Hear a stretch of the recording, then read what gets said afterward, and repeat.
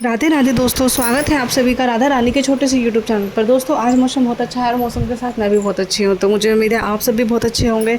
और आज हम बात करने जा रहे हैं पूज्य पंडित प्रदीप मिश्रा जी की होने वाली कथा की। तो जैसे कि पूरे भारतवर्ष में आप सभी जानते हैं कि जो प्रदीप मिश्रा जी हैं ये शिव पुराण कथा करते हैं और अंतर्राष्ट्रीय कथावाचक हैं। और पूरा भारत में शायद 80 से 90% लोग जो है इनकी कथा सुनते हैं और इनके बताए गए उपायों से अपनी ज़िंदगी की समस्याओं को दूर करते हैं, और बहुत लोगों ने कर भी लिया है। तो अभी हम जानने जा रहे हैं कि जो पूज्य पंडित प्रदीप मिश्रा जी की आने वाली जून, अभी तो जून के कुछ दिन बचे हैं, आने वाली जून और जुलाई की जो कथाएं हैं वो कहाँ कहाँ प्रारंभ होने जा रही हैं, और उन कथा का क्या नाम रहेगा, और क्या उनका कथा स्थल रहेगा, और क्या उनका टाइम रहेगा। तो दोस्तों अगर आपको मेरी वीडियो अच्छी लगे तो मेरी वीडियो को लाइक कीजिएगा, शेयर कीजिएगा, सब्सक्राइब कीजिएगा, और मेरी वीडियो को लास्ट तक देखिएगा पूरी जानकारी लेने के लिए। तो सबसे पहले तो मैं आपको बता दूं कि अभी जो हाल ही फ़िलहाल वाली जो गुरु जी की कथा समाप्त हुई है 23 जून को, जो कि हो रही थी अपने छत्तीसगढ़ में, छत्तीसगढ़ दुर्ग में जो कथा हो रही थी जिसका नाम था शिवोहम शिव महापुराण कथा, और वो 23 जुलाई को ख़त्म हो चुकी है। अब जो है 26 जुलाई यानी कि कल से, आज है 25 जुलाई और कल 26 जुलाई गुरुवार के दिन से जो है ये गुरु जी की नई कथा शुरू होने जा रही है, जो कि रहेगी आपकी, जिस कथा का नाम सबसे पहले तो रहेगा बेलपत्र शिव महापुराण कथा। इस कथा का नाम जो रहेगा बेलपत्र शिव महापुराण कथा रहेगा, जो कि 26 जून से लेकर 2 जुलाई तक रहेगी।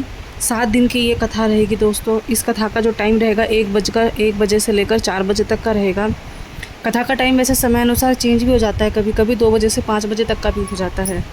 और ये कथा जो रहेगी महाराष्ट्र के संभाजी नगर के बीजापुर एरिया में रहेगी।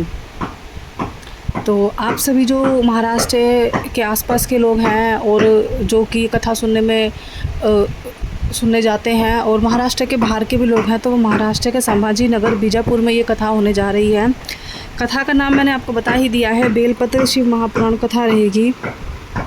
इस कथा में गुरुजी हम सभी को बेलपत्र का ज्ञान देंगे कि बेलपत्र का जो वृक्ष होता है ये ना सिर्फ मात्र वृक्ष है, बल्कि ये किस प्रकार लोगों के लिए एक जीवनदायी फल, जीवनदायी पौधा, जीवनदायी पेड़ और जीवनदायी पत्ते हैं।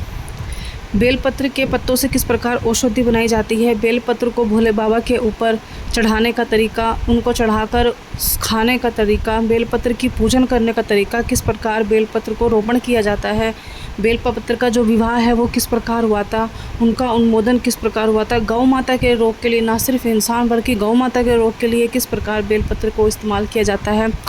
बेलपत्र की जो वृक्ष पौधे से लेकर, पौधा भी नहीं मैं बीज कहूँगी आपसे, बीज से लेकर वृक्ष, और वृक्ष से लेकर फल, फल से लेकर अन्य फूल तक की जानकारी जो है गुरुजी इसमें आपको बताएंगे।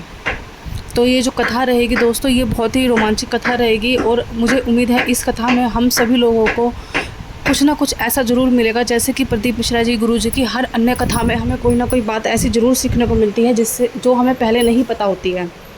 तो इस बेलपत्र की कथा में भी हमें एक ऐसी नई बात सुनने को मिलेगी, या कोई नई ऐसी चीज़ जानकारी मिलेगी जिसके बारे में हमें नहीं पता था, और पता लगने के बाद जो हमारे जीवन की समस्या को किस प्रकार हल करेगी।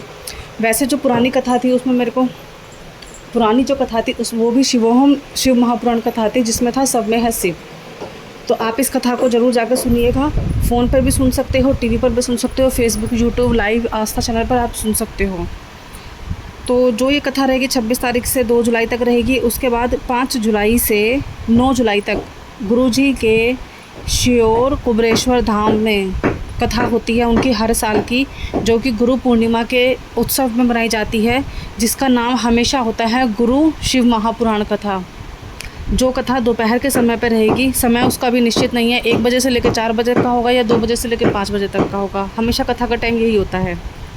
तो जो ये गुरु शिव महापुराण कथा रहेगी दोस्तों, हर बार की तरह गुरुजी इस बार भी बताएंगे आपको एक गुरु का और एक शिष्य का क्या रिश्ता होता है, और एक शिष्य का गुरु के प्रकार क्या समर्पण होता है, और गुरु के लिए एक शिष्य के प्रति क्या कर्तव्य होता है, किस प्रकार हमें गुरु को अपनाना चाहिए, किस प्रकार हमें अपना गुरु देखना चाहिए, किस प्रकार हमें गुरु को अपना मतलब जीवन के लिए गुरु बनाना चाहिए। जीवन को सरल बनाने के लिए गुरु की बहुत ज़रूरत होती है। गुरु एक मार्गदर्शन हमें कराता है। तो गुरु जो प्रदीप मिश्रा जी हैं, गुरु जी हैं अपने, ये हमें इस कथा के द्वारा ये बताएंगे कि जीवन में गुरु जो होता है ना, वो कितना हमारे लिए ज़रूरी होता है, ना सिर्फ जीने के लिए बल्कि मृत्यु के बाद मोक्ष प्राप्ति के लिए भी। तो जो ये पूजनीय पंडित प्रदीप मिश्रा जी की कथा रहेगी 5 जुलाई से लेकर 9 जुलाई तक, जो कि उनके खुद के सीहोर कुबरेश्वर धाम में रहेगी। जो भी लोग कुबरेश्वर धाम में जाना चाहते हैं वो अपना जो प्लान है जाने का 5 जुलाई से 9 जुलाई के बीच में कर सकते हो, क्योंकि उनको वहाँ पे गुरु जी की कथा भी सुनने को मिलेगी। अब आप सोचो कि एक तो कुबरेश्वर धाम और ऊपर से शिव महापुराण कथा, और वो भी पूजनीय पंडित प्रदीप मिश्रा जी के द्वारा सुनने को मिलेगी, तो आपका जो गुरु पूर्णिमा का त्यौहार है और आपका जीवन जो है कितना सफल हो जाएगा। ठीक है, तो जो ये कथा रहेगी दोस्तों 5 जुलाई से 9 जुलाई तक रहेगी, और उसके जस्ट अगले दिन जो है 10 जुलाई को अपना गुरु पूर्णिमा महोत्सव रहेगा कुबरेश्वर धाम में। गुरु पूर्णिमा जो महोत्सव होता है वो बड़े ही धूमधाम से बनाया जाता है गुरु पूर्णिमा के अवसर पर, जिसमें बहुत भंडारा चलता है, हर प्रकार की सुविधाएं वहाँ पे उपलब्ध होती हैं, वहाँ पे किताबें मिलती हैं, मेडिकल की सुविधाएं उपलब्ध होती हैं। बहुत अच्छे तरीके से ये उत्सव बनाया जाता है। और इस उत्सव की बात यह है कि जो गुरु जी होते हैं वो गुरु मतलब हम सभी को जो भी कथा सुनने जाता है, जो भी गुरु के जो रुद्राक्ष होते हैं, भोले बाबा के रुद्राक्ष लेना चाहते हैं कुबरेश्वर धाम से, उस दिन गुरु पूर्णिमा के अवसर पर रुद्राक्ष की पूजा करके, रुद्र अभिषेक करके रुद्राक्ष बांटे जाते हैं। जो ये गुरु जी के रुद्राक्ष होते हैं ये आपको बाहर से कहीं से ऑनलाइन नहीं मिलते हैं, ना इनका कोई चार्ज होता है ना कुछ होता है।